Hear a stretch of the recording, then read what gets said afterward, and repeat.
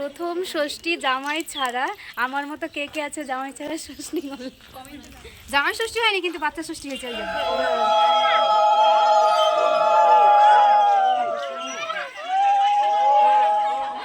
ওর মায়ের সরাচ্ছে দেখ।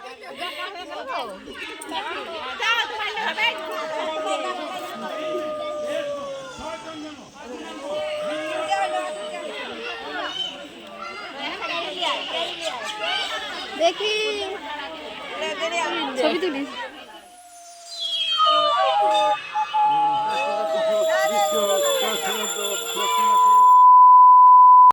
Hello everyone, তোমরা সব কেমন আছো? আশা করি ভালো আছো। তো আমিও অনেক ভালো আছি, আগেকার তুলনায় অনেকটাই সুস্থ হয়েছি। তো নতুন ব্লগে ওয়েলকাম আর অনেক অনেক ভালোবাসা। ব্লগটা আমি এখান থেকে স্টার্ট করছি। কালকে হচ্ছে জামাই ষষ্ঠী, বিয়ের পর প্রথম আমাদের জামাই ষষ্ঠী। কিন্তু প্রথম জামাই ষষ্ঠী জামাই ছাড়াই কিন্তু ষষ্ঠী হয়ে যাবে। তো কি করা যাবে, এবছর না হলো তো কি হয়েছে, পরের বার নাহি জামাই ষষ্ঠীটা হবে আর কি। জামাই ষষ্ঠী মানে তেমন কিছু নিয়মকানুন নাই, জামাইরাই আর কি বাজার করে খাওয়া দাওয়া, এটাই একটি ব্যাপার। আর দেখো চলে এসেছি, যেহেতু জামাই নেই তো কি হয়েছে, তো বাজার তো করতে হবে, যেহেতু নতুন ষষ্ঠী। তো ওখানটা কিছু কেনাকাটা করে নিলাম। আর দেখো অনেকটাই রাত, আর রাস্তায় বেরিয়েছি, প্রচণ্ড পরিমাণে ভিড়। জামাই ষষ্ঠীর বাজার মানে এত ভিড় কি বলবো। আর যেই দোকানে যাচ্ছি না কেন ভিড় তো নিতেই পারছিলাম না। দিদি বলছিল যে চল আর একটা পাশের দোকান, এই করতে করতে আমাদের অনেকটাই রাত হয়ে গেছিলো। আর এখানে দেখছো শাড়িগুলো দেখছিলাম, তো ওখানটায় কেনাকাটা আমরা করে নিলাম। তাও এই দোকানটাই হালকা একটু ফাঁকা ছিল, এই যার জন্য আমরা এই দোকানে চলে আসলাম। এখন রাস্তা দিয়ে হেঁটে যাচ্ছি, তো এত পরিমাণে ভিড় ছিল, একটা সাইকেল এত জোরে আসলো আমার সাইড দিয়ে, মনে হচ্ছে কি যে আমার গায়ের উপর দিয়ে সাইকেলটা নিয়ে চলে যাবে। আমি তো প্রচণ্ড পরিমাণে ভয় পেয়ে গিয়েছিলাম, কি বলবো। আর দেখো সেদিনকার দিনে বাজার কত ভিড়, আর ফলের দাম বলো, যে কোনো জিনিসের দাম মানে প্রচণ্ড মানে দাম, কি বলবো। কালকের দাম আলাদা ছিল আর আজকের দাম, যেহেতু জামাই ষষ্ঠীর বাজার মানেই কথা। তারপরে আমরা চলে আসলাম শপিং মলে। যেই শপিং মলে আমরা মানে গেছিলাম, সেই শপিং মলে শাড়িটা নেই, এই জন্য আমরা আলাদা দোকান থেকে কিনেছি। আর দেখো মা বললো জামাইদের জন্য কিছু শপিং করে নিয়ে আসবি জামা। তো মারা বললো যে আমাদের পছন্দ হবে কি হবে না, তো তোরাই কিনে নিয়ে আসিস। তো আমরাও সেখানে জামাইদের জন্য আর কি জামাগুলো পছন্দ করছিলাম। আর দিদি তো ওর তো পছন্দই হচ্ছে না, একবার সেটা একবার ওটা এই করছে। আর আমি একটু হাসছি, বলছি তোর কি পছন্দ হচ্ছে না নাকি? তো ও বলছে যে দাঁড়া একটু থাম, একটু দেখে নি, এরকম করছে। তো আমাদের সেখানটায় বাজার করা হয়ে গেল, এখানটায় বিলটা করে নিলে বাড়ি চলে আসবো সোজা। অনেকটাই রাত হয়ে গেছিলো আমাদের। তারপরের দিন দেখো সকালবেলাতে মানে আমার এতটা মাথা যন্ত্রণা করছে, কি বলবো। তো শরীর খারাপ করছিল। তো তারপরে রেডি টেডি হয়ে আমরা চলে আসলাম ষষ্ঠীতলায়। আর এই দেখো ওই পুচকিটা দেখছো, ওর ষষ্ঠী হবে আজকে। এটা হচ্ছে দিদির মেয়ে, তো ছোট, তো ওর হচ্ছে ষষ্ঠী করবে। আর দেখো আমরা ষষ্ঠীতলায় চলে এসেছি। আর এখানটায় কী কীভাবে ষষ্ঠী করে সবটাই তোমাদেরকে শেয়ার করব, তোমরা কন্টিনিউ ভিডিওতে দেখতে থাকো আর সঙ্গে থাকো।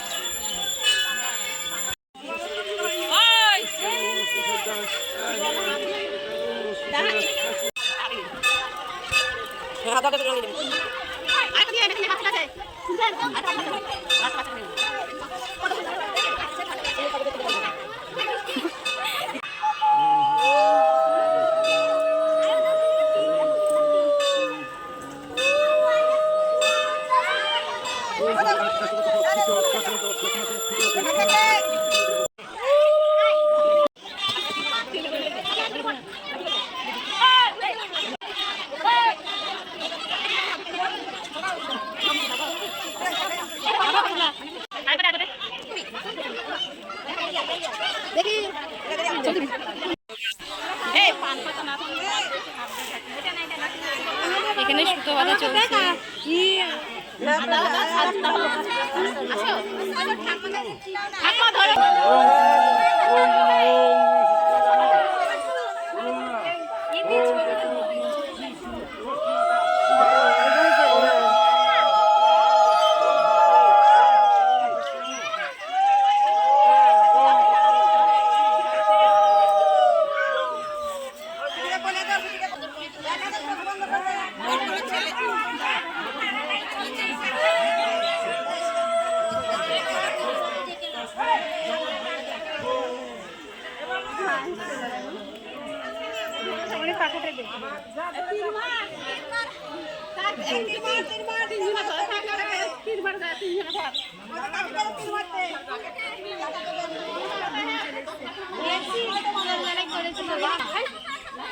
ওর মায়ের সরাচ্ছে দেখ,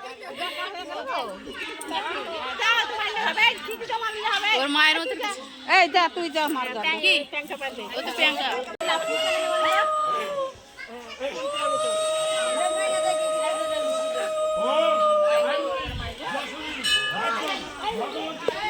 পান পাতা সরাচ্ছে দেখ, সরাচ্ছে। এই তুই পান পাতা সরাচ্ছিস তোর বার। তোমাদেরকে সবটাই শেয়ার করলাম, বোনের কিভাবে ষষ্ঠী হলো না হলো তোমাদেরকে সবটাই শেয়ার করলাম। তোমরা দেখে বুঝতে পারলে যে কিভাবে করে না করে।